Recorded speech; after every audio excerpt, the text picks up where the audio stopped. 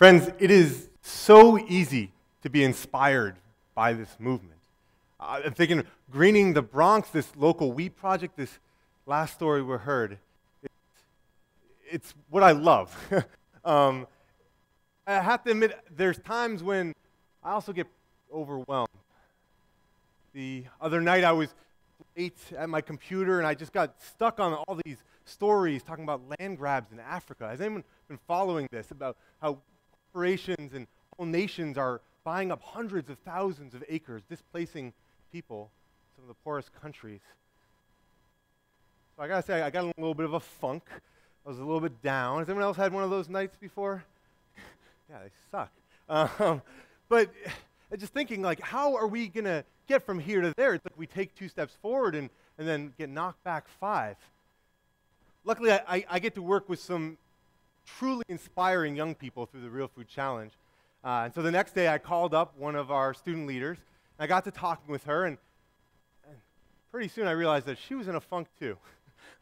Yeah. So I asked her, I mean, this was a young woman who came to our work through climate change activism. So she could tell you everything you want to know about CO2 levels in the atmosphere or how high our tides are going to be rising. Has every reason in the world to feel disheartened, disconnected, disempowered. And so I asked her, what keeps you in this movement? Why do you stick with it? And what she said was, well, with so much doom and gloom in the world, I want to be a part of a movement that is healing. And I think that idea of a healing movement actually goes pretty deep. Because where there's healing, there must also be pain. So I'd like to talk about both those today. Now, this topic strikes a particular chord for me recently. Just a few months ago, I lost someone I was close to. My partner's father, Jeff. He was 58. He was an incredible guy, a real sarcastic sense of humor, truly thoughtful at the same time. And he loved his family so deeply. He might have loved the Boston Red Sox a little bit more, is maybe a toss-up, but he was always there for them. And he was out for a walk one Sunday morning, and just like that, his heart stopped. He collapsed. In that moment, he left behind 4 children who he'd loved since he was 18. It was hard to imagine. None of us saw it coming. And so, recently I've been thinking a lot about how we heal as individuals, as communities, when we lose someone. And really how we as a movement might be a force for healing in our food system when so many are hurt and hopeless. Now, the days after he died, it was almost impossible to come to terms with the fact that he was gone. We had just had dinner with him last week. But soon, family, friends, colleagues came streaming in. At the funeral, there was people lining the chapel walls. And they stayed. In the Jewish tradition, we sit Shiva. You stick around for a whole week, and you visit the family. You share food, memories, stories of the deceased. And in that moment, what is so hard to do as an individual, come to terms with loss, becomes so much easier. You can remember his bad jokes, and sometimes his good ones, and start to, like, you're not carrying the grief alone. The whole community is feeling it. And that maybe together you can take a step forward. Now, confronting our pain as individuals is never easy. It's certainly not easy in our food system. I recall a conversation with a middle-aged man from central Iowa. He'd spent almost all of his working years in a meatpacking plant. And I asked him if he'd ever gotten hurt on the job. First he pointed to his shoulder, and then to his back, his hands, his knee. He said, I don't work there anymore. His wife jumped in and said, well, he doesn't work there anymore because he can't. He's on disability. She went on to explain that nearly everyone in their family had worked at the plant at some point. Not a single one of them had escaped unscathed.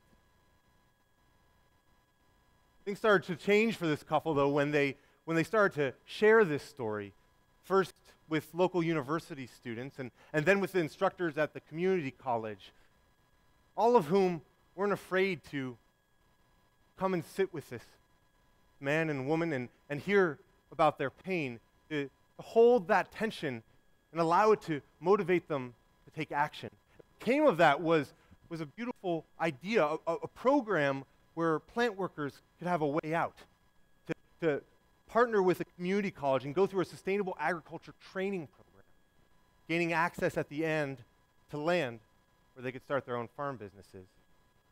It didn't start from facts and figures and trend lines and issue analyses. It started with people, their hurt, and a community that rallied around them.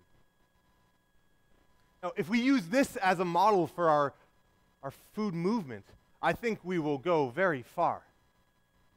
If we use only this, I don't think it'll be sufficient, because too many of the pains of today are born of traumas many yesterdays. Before there was that farm worker earning sub-minimum wage, there was a sharecropper. And before that sharecropper, there was a slave. Our problems did not begin when John Deere tractors started plowing fence row to fence row. Perhaps when that first ship set sail from the west coast of Africa, headed for a plantation in the New World. Now, these traumas do not disappear. They don't just dissipate. They're in fact woven into the fabric of our cultures, our very group identities.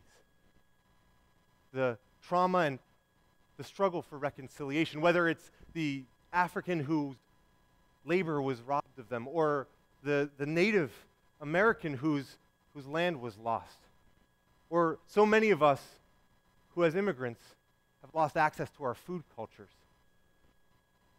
We must confront these legacies, and yet how? It's not easy.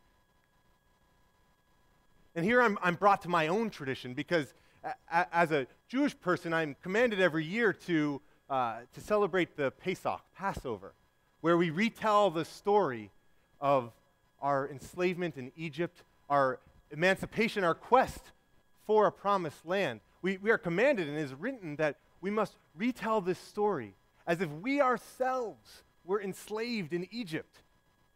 For only then might we understand how bitter food tastes, what it's like not to be able to recline. Only then might we be able to imagine what true liberation looks like. So if we are to be truly transformative as a movement, it will not be because we've come up with quick fixes and innovative strategies, but because we have taken the time to grow close to this pain, to grapple, and to tap into those traditions which for generations have taught people how to survive and even thrive in difficult times. Because that's the resiliency we'll need if we're to succeed over the long haul. Now, I don't think the pain of losing a loved one will ever go away. A stray memory, a photograph is enough to just all the hurt flooding back. In the same way, I don't think any of us will ever live to see a truly just and sustainable food system. Instead, living with pieces here and there that we hope to connect. But if we are to ever get there, I believe it will be because we have cultivated a certain resiliency in our hearts, in our movement, a resiliency that allows us to revisit our pain, to revisit this injustice again and again, not growing cold to it or being consumed by its flames, but seeing in it the power the possibility, the healing that I think it will bring.